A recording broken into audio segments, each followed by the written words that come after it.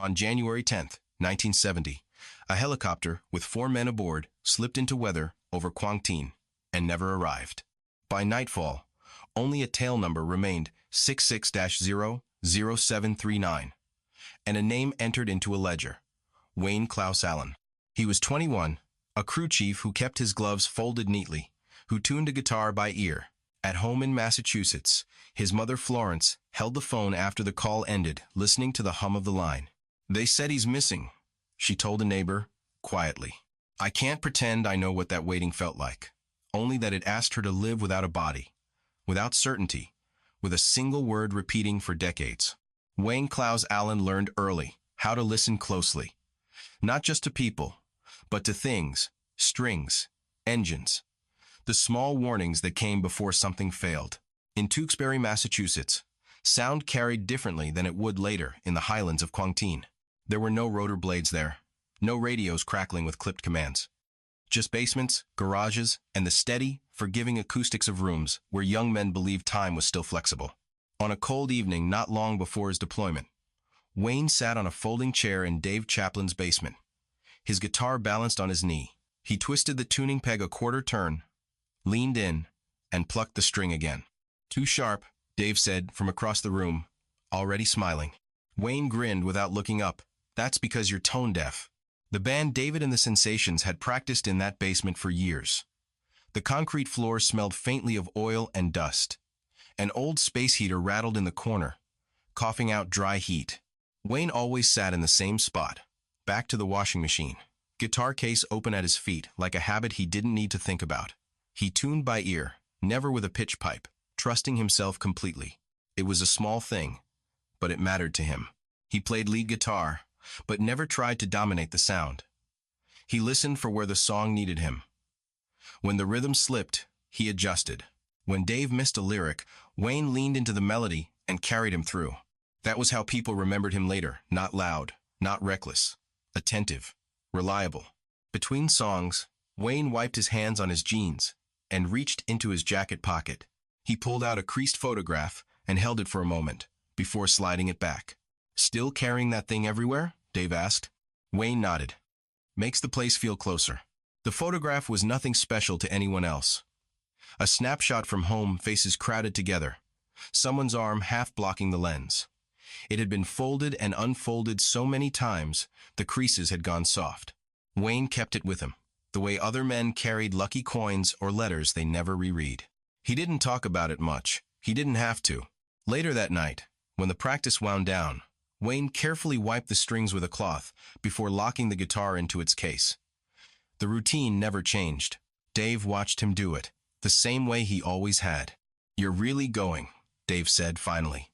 Wayne shrugged. "I've been gone before. It's different now." Wayne closed the latches one by one. "Yeah," he said, "but I'll write." That promise followed him out into the cold. At home, Florence Allen had already set Wayne's place at the table, even though she knew he wouldn't be late. She did it anyway, out of habit, more than hope. The kitchen smelled of coffee and starch from the shirt she'd pressed earlier that afternoon. Wayne came in, stamping snow from his boots, cheeks red from the cold. "You eat?" she asked.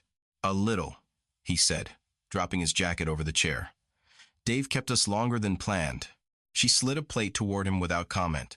Florence was practiced at not asking questions she already knew the answers to.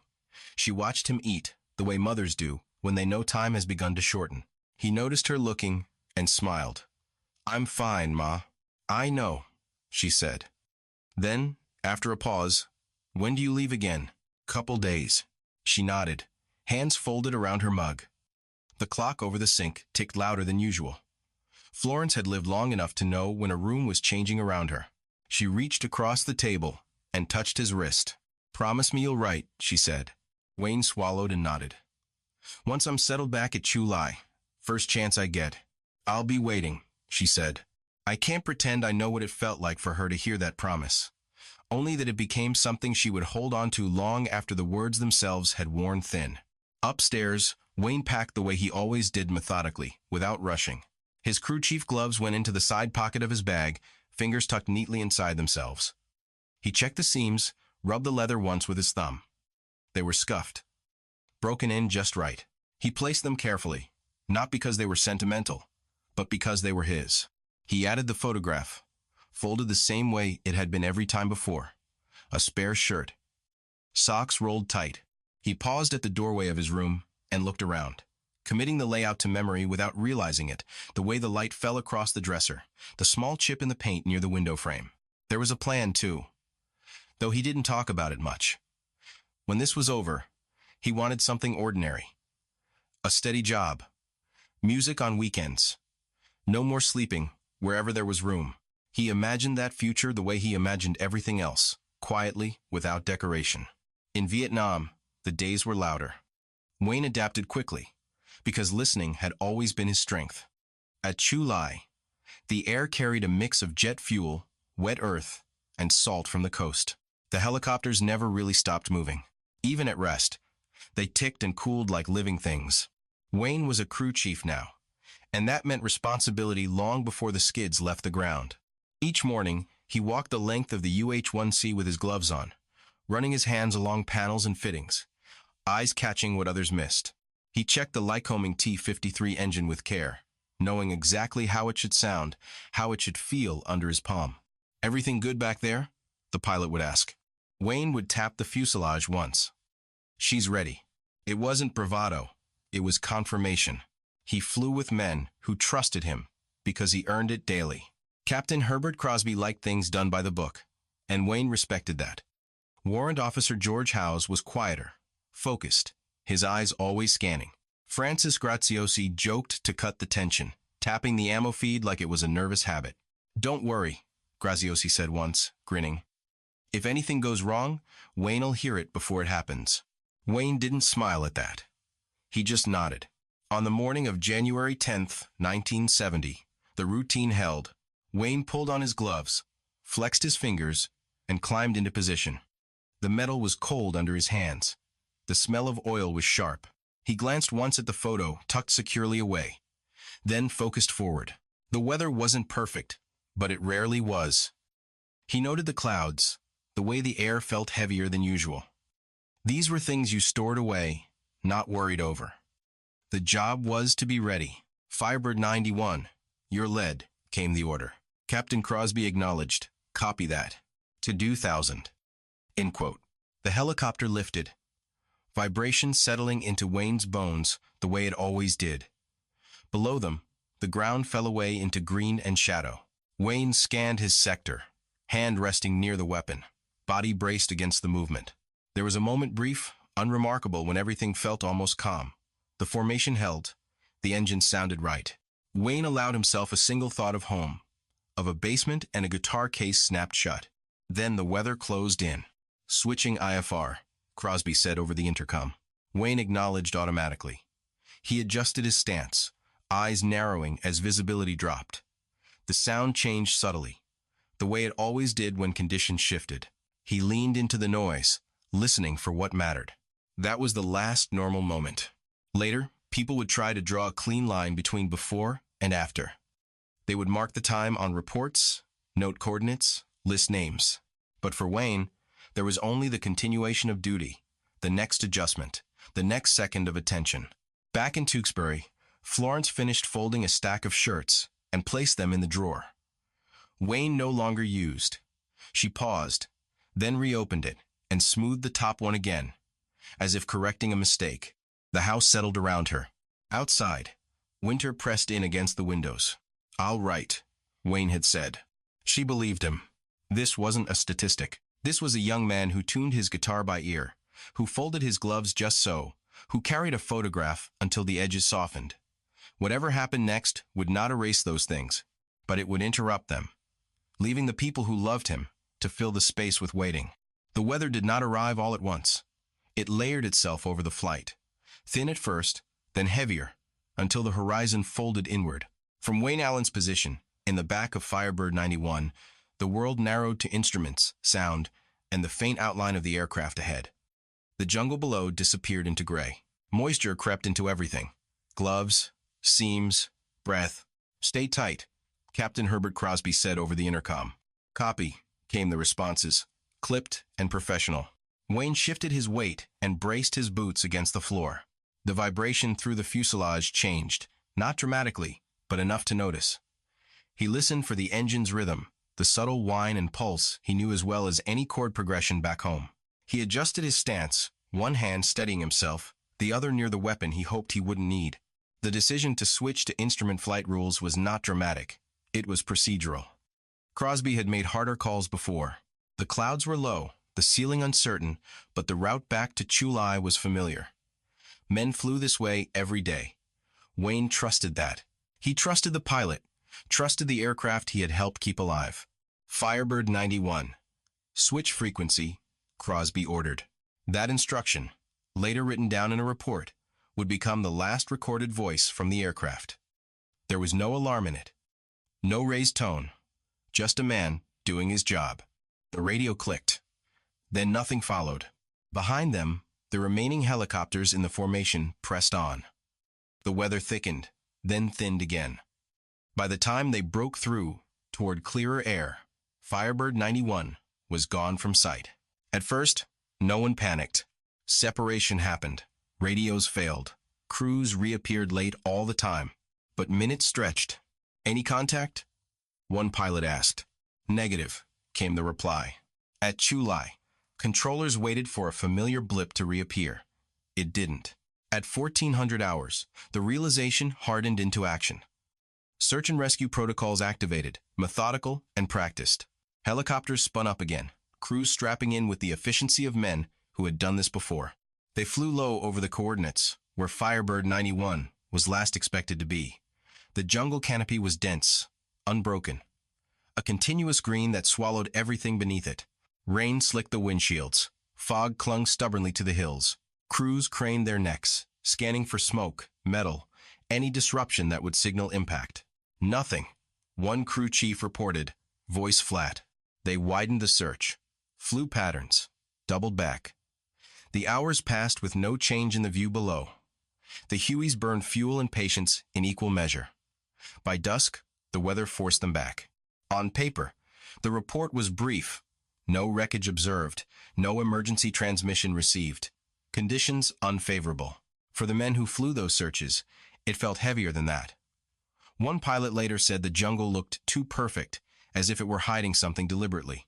Another remembered the smell inside the cockpit: wet canvas, sweat, fuel mixing into something he associated forever after with that day.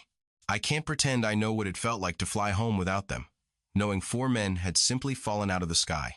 Only that the return must have felt incomplete, like closing a door that should have stayed open. Within days, the designation changed. Missing in action. 4 names entered a system designed to manage uncertainty, to keep it orderly. Wayne Clouse Allen was now part of a list. At home, Florence Allen learned the language quickly. Missing meant no body. It meant officials who spoke carefully, who avoided committing to anything they could not prove. A uniformed man sat at her kitchen table, hat in his lap, and explained what little there was to explain. "We don't have confirmation," he said. "Search efforts are ongoing." Florence nodded, gripping the edge of the table. She focused on the grain of the wood, the small nick near her thumb. She asked the question she had been holding back. "Did anyone see it happen?" "No, ma'am."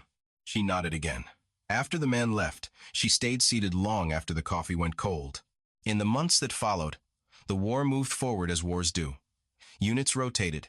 Missions stacked up. Firebird 91 became a memory spoken carefully among the men who had flown with her. Crosby's decisiveness, Howe's quiet focus, Graziosi's jokes, Wayne's attentiveness, all of it flattened into a shared recollection that surfaced mostly at night. Then came the rumors. They arrived unevenly, through unofficial channels, whispered between families, passed along by veterans who had heard something from someone else. A report surfaced suggesting that George Howes might have survived the crash. Another claimed villagers had seen American prisoners moving through a nearby area weeks later. There was talk of men asking for water. Florence heard these things secondhand. Each one landed differently. Hope, when it appeared, did not feel gentle. It was sharp, disruptive. It rearranged her days, made sleep harder. "They said maybe he was taken," a neighbor told her once, hesitating. Florence said nothing at first. Then, "Maybe," she replied, carefully. She learned to use that word sparingly. Officially, nothing changed. Intelligence analysts logged the reports, marked them as unconfirmed. No corroborating evidence emerged, no photographs, no names attached firmly enough to withstand scrutiny. Still, the possibility lingered, impossible to dismiss completely. For Wayne's friends, the uncertainty settled into daily life in quieter ways. Dave Chaplin kept the band together for a while, though Wayne's absence changed the sound more than anyone wanted to admit. Dave sometimes glanced at the empty space where Wayne used to sit, expecting him to speak up. "He'll hate this," Dave would mutter, adjusting a chord Wayne would have fixed instantly. At Chu Lai, the men who had flown with Firebird 91 moved on to new missions, new crews. But certain habits remained. Francis Graziosi, when he later spoke about that time, admitted he listened harder after January 10th. He checked his equipment twice. He watched the weather longer than before. "Could have been any of us," he said once. By 1978, the administrative process demanded resolution. The designation changed again, presumptive finding of death. It was not a declaration of certainty, but a necessity, a way to close legal loops. Families were notified with the same careful phrasing. Florence received the letter and read it standing by the sink. She folded it neatly and placed it in a drawer with the others. That night, she set Wayne's place at the table again, then caught herself and put the plate away. There was a kind of quiet that followed, not the dramatic kind, but the slow settling of days shaped around what was no longer expected. Florence joined groups of other mothers, other families, all of them fluent now in acronyms and dates. They learned to advocate without demanding, to wait without surrendering. "I just want to know," one woman said at a meeting, voice breaking. Florence nodded, her hands folded in her lap. For years, that was the shape of it. Reports surfaced, faded. The jungle remained unchanged. Firebird 91 existed only in records and memory. Wayne Clouse Allen remained defined by a last known position and a promise he had intended to keep. Somewhere, the aircraft had come down. Somewhere, men had been lost to weather and terrain that cared nothing for plans or skill. But without proof, the story stayed open, suspended between what was feared and what was still imagined. This was not resolution. It was endurance. In early 1989, the case did not reopen so much as it shifted like a door pushed inward just enough to let cold air through. Nothing dramatic, no announcement meant for families. Just a transfer logged quietly between governments that had learned, by then, to speak to one another in careful increments. Wooden crates arrived in the United States, carrying what paperwork called returned remains. The phrase suggested wholeness. The contents did not. Inside were bone fragments, wrapped and numbered, some no larger than a thumb joint, no clothing, no personal effects attached with certainty. Just pieces that confirmed something physical had once been gathered from the jungle floor. At the Joint POW, MIA Accounting Command, an investigator opened the inventory list and read it line by line. He did this alone, the way he preferred. Years in the job had taught him that cases like this demanded patience before emotion. Each entry recorded weight, condition, and provenance. None of it resembled a person yet. Then he reached the final item, a single dog tag. Captain Herbert C. Crosby. He picked it up carefully, feeling the softened edges against his skin. The stamped letters were still legible, though worn thin by time and handling. It was unmistakable, and it changed the shape of the case immediately. "This means the site was accessed," he said later to a colleague, placing the tag back on the table. The colleague frowned. "We always thought it was unreachable." "So did everyone," the investigator replied. "But someone got there. That detail mattered." For nearly 20 years, Firebird 91 had been described as lost to terrain and weather, an aircraft swallowed whole by jungle and fog. The dog tag contradicted that assumption. It meant wreckage had been found. It meant human hands had moved through the debris. It meant decisions had been made after the crash, even if no one recorded them at the time. The remains themselves told a harder story. They were commingled bone from multiple individuals mixed together in ways that defied simple separation. This was expected in aircraft losses, especially gunships carrying ammunition and fuel. Still, expectation did not make the work easier. "These aren't four recoveries," a forensic anthropologist said during an early review. "It's one mass of evidence, in 25 recents." Which Senie B to Ardule, the investigator nodded. He had seen similar cases. He also knew what families heard when they were told something like that. In Massachusetts, the news reached Wayne Allen's extended family slowly, filtered through official letters and careful phone calls. Florence Allen, who had waited the longest, was no longer alive. That fact settled heavily on her niece, Patricia Williams, when she read the notice. They found remains, the letter said. Identification pending. End quote. Patricia folded the paper and set it down. She thought of Florence at the kitchen table years earlier, rereading letters until the creases softened. Her aunt had learned to manage hope the hard way by keeping it quiet, controlled. I can't pretend I know what it felt like to receive that news in her place. Only that it arrived with the weight of both progress and regret, because the person who had carried the weighting was no longer there to see it move. Back at JPAC, the case file labeled 1,547 grew thicker. The investigator added photographs of the fragments, notes from the transfer, and a detailed entry for the dog tag. He reviewed earlier reports, again search and rescue summaries, weather logs, intelligence memos that referenced possible survivors without proof. One detail stood out more clearly now than it had before: the last known coordinates. They were not as unreachable as once believed. Difficult, yes, but not impossible. The break came quietly, through human channels rather than official ones. A Vietnamese local source made contact through intermediaries, offering information passed down within a family. The story had been told carefully over years. An American helicopter crash, bodies collected, remains stored together for safekeeping. The investigator listened without interruption as the man spoke. We did not know their names, the source said, hands resting flat on the table, but we knew they were soldiers. Where were they kept? The investigator asked. The man hesitated, then described a metal container, practical, unremarkable, used to hold what had been gathered. He traced a location on a map, his finger hovering before settling on a point that aligned closely with Firebird 91's last recorded path. The room stayed quiet after he finished. A metal box. The phrase followed the investigator back to his notes, back to the shelves where unclosed cases waited. It suggested intention. Someone had taken time to collect remains rather than leave them scattered. Someone had decided these men should be kept together. That knowledge complicated everything. These were not men who had simply disappeared. They had been found once before, just not by the people who had been looking. When excavation planning began years later, the investigator returned to the original fragments with a new eye. Dirt patterns, root staining, the faint abrasion that suggested movement after impact. Each mark became more meaningful when placed beside the source's account.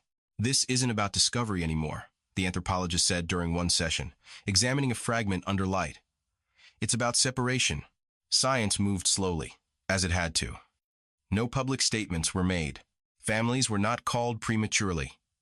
The remains went to labs where technicians worked methodically, documenting every step. The goal was no longer recovery alone, but identity. One afternoon, a junior analyst asked the question everyone had avoided. Do you think any of them survived the crash? The investigator paused. He thought of the rumors from the 1970s, the reports of prisoners asking for water, the way hope had reshaped families for decades. I don't know, he said, and until the evidence tells us, that's where it stays.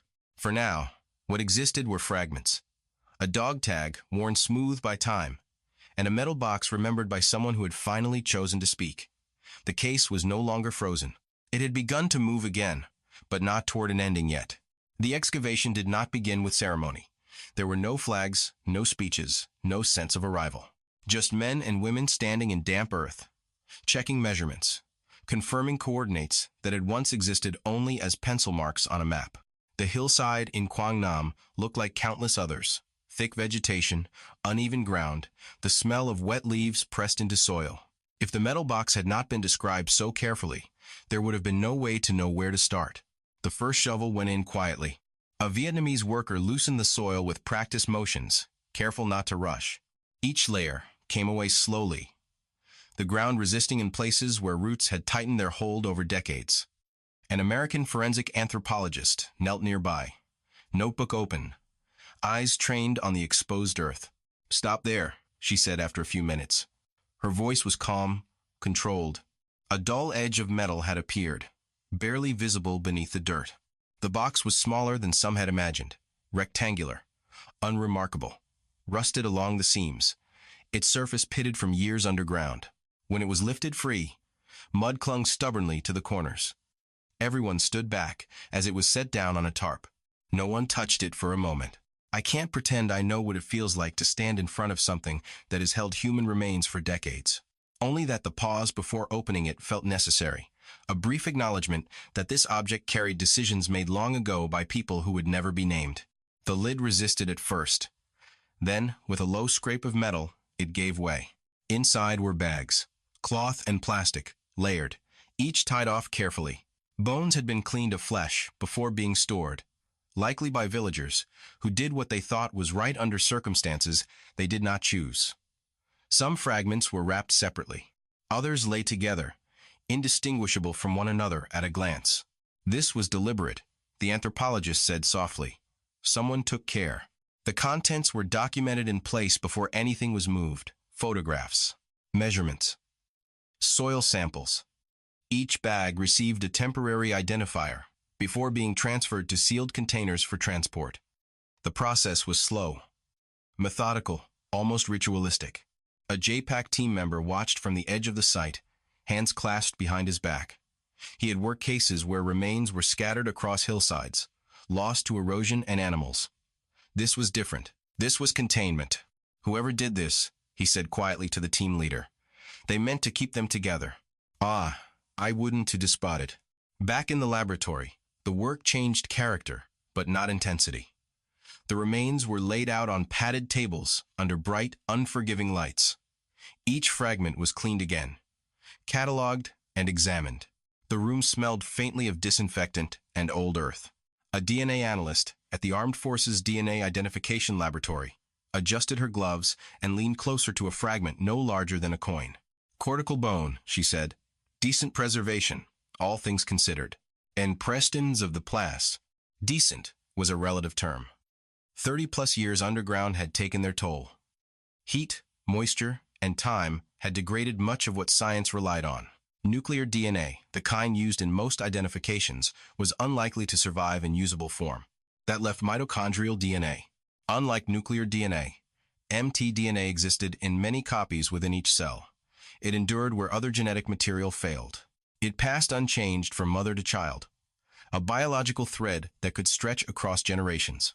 This is our best shot, the analyst said during one briefing, but it won't be fast. Samples were taken with extreme care. Each cut into bone was documented, minimized, justified. Nothing was wasted. The fragments were too few, the cost of error too high. As the process unfolded, the challenge of commingling became unavoidable. 4 men, 1 aircraft, remains mixed together beyond visual distinction. The forensic anthropologist spread a series of charts across the table, marking estimated age ranges, bone thickness, and anatomical features. We can narrow some of this, she said, pointing, but full separation will depend on DNA. Dental records were pulled next. Old X-rays, scanned and enhanced, compared against what remained of teeth recovered from the box. The records were incomplete, but they offered points of reference: fillings, spacing, patterns of wear. This one matches Crosby's chart, the anthropologist noted at one point, tapping the image. High confidence. That reduced the field slightly. Each identification narrowed the circle, but never cleanly. The fragments did not line up politely. They resisted certainty. At home, Patricia Williams received updates measured in months rather than days. The letters were careful, technical. Progress was described without promises. They're working on it, she told her husband, setting the latest update beside the others. She thought of Florence again, how her aunt had learned to read between lines without letting hope take over. Patricia adopted the same discipline, even when curiosity pressed hard. In the lab, the DNA analyst waited for results from sequencing runs that took weeks to complete. When data finally emerged, it arrived as strings of numbers and letters, meaningless without comparison. We need maternal references, she said. Those references came from family members who had agreed years earlier to provide samples, just in case. For Wayne Clouse Allen, the line ran through his mother's side. Blood drawn, catalogued, preserved against a future that had finally arrived. The comparison process was precise and unforgiving. Matches were statistical, not emotional. Probabilities calculated.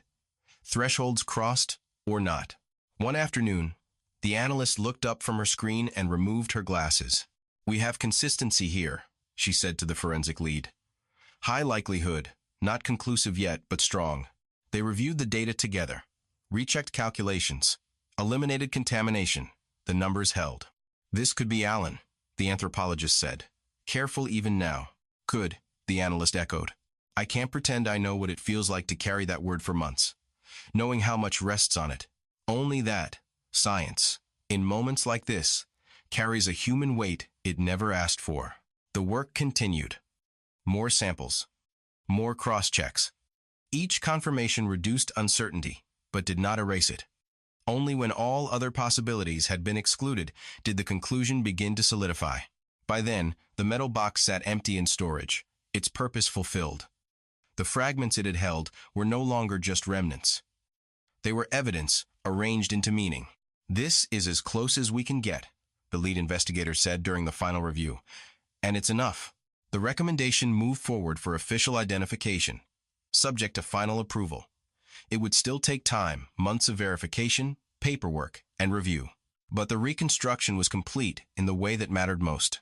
4 men who had once been inseparable in flight were now being separated carefully, respectfully, into their own names again.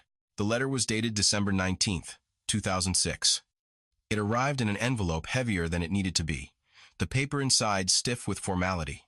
By then, Patricia Williams had learned to recognize that weight before she ever opened the mail. It was the weight of something decided. She sat at the small table in her kitchen, sunlight coming through the window at an angle that caught the dust in the air. The envelope rested between her hands for a moment longer than necessary. She thought, briefly, of her aunt, Florence, how she used to pause the same way, steadying herself before reading anything that carried an official seal. Patricia opened it carefully. The words were direct, measured, written to avoid harm while delivering it anyway. The Department of Defense confirmed that the remains recovered and analyzed had been identified as belonging to Sergeant First Class Wayne Clouse Allen. The language emphasized certainty. Probability thresholds met. Processes completed. What it did not say, what it could not say, was that this answer had arrived too late for the woman who had waited most of her life to hear it. Florence Allen had died years earlier, her questions unresolved, her hope managed but never surrendered. Patricia felt that absence sharply now, like a chair pulled out from under a conversation that should have included her. "They found him," Patricia said aloud to no one, just to hear the words exist in the room. Later that day, she called the remaining family members. Each conversation followed the same rhythm. Confirmation, silence, then emotion, arriving unevenly. "So it's really him?" one relative asked. "Yes," Patricia said. "They're sure." There was relief in that certainty, but it did not behave the way people expected. It didn't erase the years. It didn't soften the loss. Instead, it brought everything forward at once. The young man with the guitar, the mother waiting by the phone, the decades shaped around a question. I can't pretend I know what it feels like when truth finally arrives after so much time. Only that it doesn't replace grief, it rearranges it. The official notification triggered a sequence of obligations and offers. Briefings were scheduled, explanations prepared. Representatives from the Army reached out, careful to move at the family's pace. When they met in person, the officers laid out photographs and diagrams on a conference table. They spoke of mtDNA, of maternal lineage, of how commingled remains had been separated with as much precision as science allowed. "We're confident," one officer said. "This is as conclusive as it gets." Patricia listened, nodding, absorbing details she hadn't known she needed. She asked questions Florence would have asked, about the crash, about whether Wayne had suffered, about whether anyone could say what his last moments were like. The answers were honest and limited. "We can't know everything," the officer said, "but we know enough to bring him home." That phrase, "bring him home," landed with unexpected force. Home had changed. The house in Tewksbury no longer belonged to the Allens. The kitchen table where Florence once waited was gone. But the word still mattered. Arrangements were made quietly. The remains, now identified and prepared, were returned to Massachusetts. The journey back crossed the same distance Wayne had once traveled in the opposite direction, only this time without expectation. At Westlawn Cemetery in Lowell, Winter had settled in again. The ground was hard, the air sharp with cold. Family members gathered close together, coats pulled tight, breath visible as they spoke in low voices. A military honor guard stood ready. The flag was folded with practiced precision, each movement exact. When the casket was lowered, the sound of it meeting the earth was softer than Patricia expected. A chaplain spoke briefly, choosing words that did not try to summarize a life interrupted so early. The rifle salute followed, sharp cracks echoing across the cemetery. Patricia flinched at the sound, then steadied herself. Afterward, one of the soldiers approached her, holding the folded flag. "On behalf of a grateful nation," he said, and handed it to her. Patricia accepted it carefully, the weight familiar now in a different way. There were moments during the service when she imagined Florence standing beside her, hands clasped, eyes fixed on the ground. She imagined her aunt's relief, her quiet nod, the way she would have thanked every person there individually. She would have wanted to be here, Patricia said later to a cousin. "I know," the cousin replied. In the weeks that followed, the family received messages from people they had never met. Some had served with Wayne. Others had simply carried his name for years, in less visible ways. One letter stood out. It came from a woman named Kim Montagne. Kim explained that she had worn a POW bracelet engraved with Wayne Clouse Allen's name for more than 40 years. She had been young when she first put it on, choosing a name at random, never expecting it to become part of her daily life. "I always wondered who he was," she wrote. "I thought of him as someone I was supposed to remember." She wanted to return the bracelet now, to place it with the family where it belonged. Patricia held the letter for a long time before responding. The idea that a stranger had carried Wayne's name through decades of her own life unsettled and comforted her at once. When the bracelet arrived, it was worn smooth, the engraving softened by years of contact with skin. Patricia ran her thumb over the letters. "He wasn't alone," she said quietly. The identification closed the case in official terms. Forms were signed, records updated. Wayne Clouse Allen was no longer listed among the missing. But closure, as the family quickly learned, was not a single moment. It arrived in fragments, much like the remains had through conversations, through objects returned, through memories reactivated. Patricia found herself thinking differently about Florence now, not just as a woman who waited, but as someone who lived with a specific discipline of hope.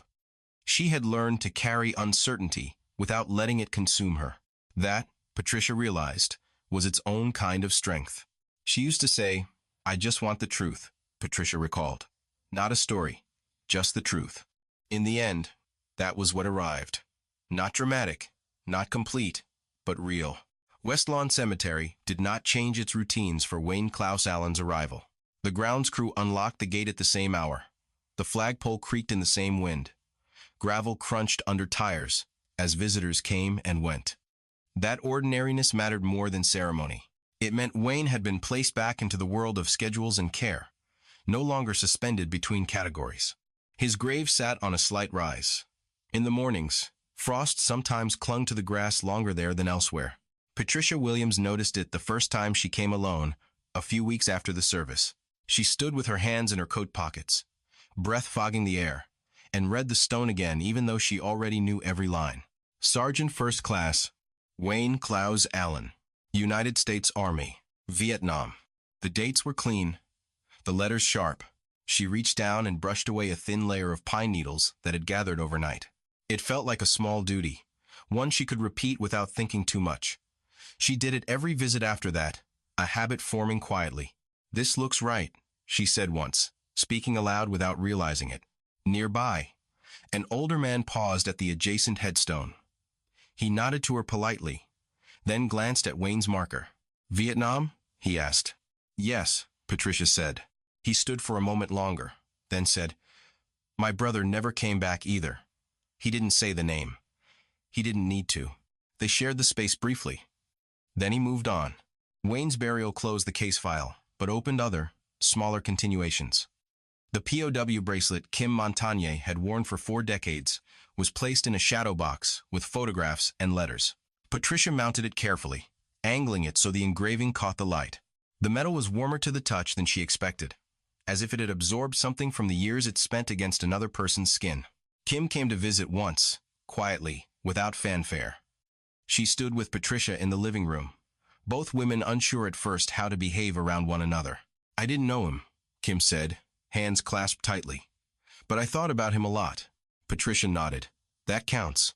They sat together, passing the bracelet back and forth, sharing the weight of it without trying to explain why it mattered. What remained of Wayne beyond these objects existed mostly in stories, some newly surfaced, others rediscovered. One of his former crewmates reached out after the identification was made public. He had flown a handful of missions with Wayne early on. Allen was the kind of guy who checked everyone's harness, the man said over the phone. Didn't announce it, just tugged once, twice, made sure. End quote. Patricia wrote that down afterward, adding it to a growing list of details she hadn't known before. It was the first truly new thing she had learned about Wayne in years, and it changed how she pictured him in the aircraft. Hands steady, eyes moving, quietly responsible for others. "I can't pretend I know what it's like to rebuild a person from fragments of memory and testimony, only that each small habit felt like a way of restoring scale, making him human again rather than symbolic." At the Vietnam Veterans Memorial Wall, Wayne's name had always been there. Panel 14 West, line 22. Patricia had visited once before the identification, running her fingers over the letters like thousands of others did. This time, the experience shifted. She brought a piece of paper and a pencil. She traced his name slowly, graphite darkening under her hand. When she finished, she folded the paper carefully and slipped it into her bag. A volunteer nearby watched her and smiled gently. "First time doing a rubbing?" he asked. "Second," Patricia replied. "First time knowing where he is." The volunteer nodded. "That makes a difference." Back in Tewksbury, Wayne's old neighborhood looked smaller than Patricia remembered. The house he grew up in belonged to someone else now. The basement where David and the Sensations practiced had been renovated, the concrete floor covered, the space repurposed. Dave Chaplin still lived nearby. They met at a local diner, the kind that served coffee in thick mugs and never rushed anyone out. Dave was older now, his hair thinned, but he smiled the same way when Wayne's name came up. "He always stayed late to pack up," Dave said, stirring his coffee. "Didn't like leaving things half done." "What happened to the guitar?" Patricia asked. Dave paused. "It's in my attic. I couldn't get rid of it." That was another new detail. Patricia pictured the instrument in its case, strings slack, waiting without intention. She didn't ask to see it. Knowing where it was felt sufficient. At West Lawn, seasons continued their work. Snow melted. Grass returned. Small flags appeared near veterans' graves in May, placed by volunteers who did not know the names they honored. Patricia came one afternoon to find a flag already planted beside Wayne's stone.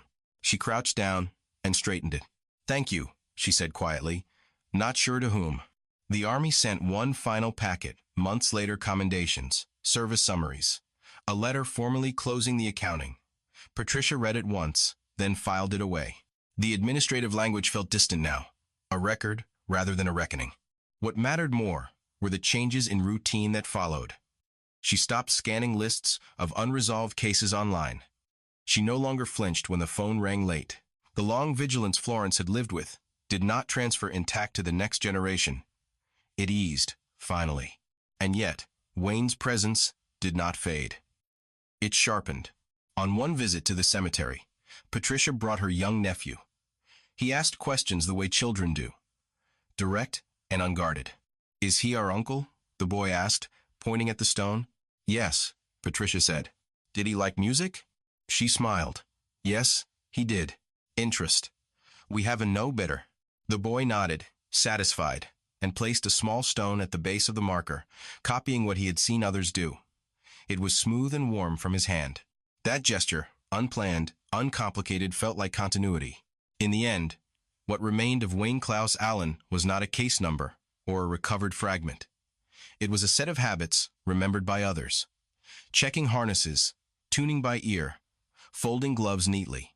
It was a bracelet worn smooth by a stranger's wrist. It was a grave tended by someone who learned to brush away pine needles without thinking. The last time Patricia visited that winter, light snow had begun to fall. It collected quietly on the stone, softening the edges of the letters. She brushed it away once, then let the rest remain. "I'll come back," she said, out of habit more than promise. She turned toward the path, the sound of her boots steady on the gravel, leaving Wayne where he was meant to be named, accounted for, and finally, unmistakably home. Wayne Clouse Allen's name no longer floats in files or footnotes. It rests in stone, in earth that freezes and thaws, in a place where grass grows back on schedule. That fact matters, but it is not the end of what he left behind. His life survives unevenly, in fragments carried by other people, in a bracelet worn smooth by a stranger who refused to forget, in a guitar kept in an attic because throwing it away felt wrong, in a habit remembered by a former crewmate, hands tugging once, twice at a harness, quietly making sure someone else was safe. There are still so many, Kim Montagne said once, thinking aloud. So many names. She was right. I can't pretend I know what it means to inherit a waiting that began before you were born. Only that these stories do not disappear when cases close. They shift, passing from mothers to nieces, from families to strangers, from paper to memory. Wayne was found, not all at once, not intact, not in time for the woman who waited longest, but he was found because people on different sides of history, speaking different languages, chose not to let him stay lost. Somewhere tonight, another phone will ring. Another envelope will be opened with careful hands. Another name will move from uncertainty to fact. And somewhere else, someone will keep waiting. Not because they expect an answer tomorrow, but because remembering has become a responsibility they refuse to set down.